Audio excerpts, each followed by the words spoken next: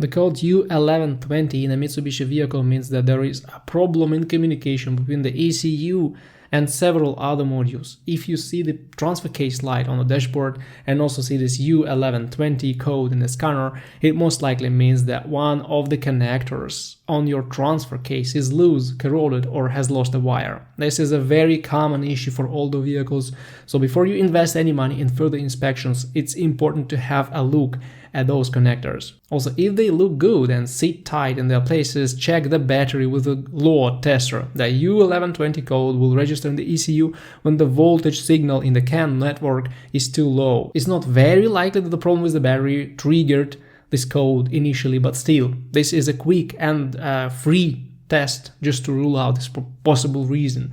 In a few cases that I know about, the transfer case control module was broken and require replacement and reprogramming, but it's not a DIY task, so you will need professional help. Anyway, the U1120 code is mostly the communication code, so it's either a significant voltage drop or a wiring problem in the transfer case harness. Fortunately, you can resolder the connectors in the transfer case harness with a good car electrician and avoid replacing wiring sections, which would be quite expensive.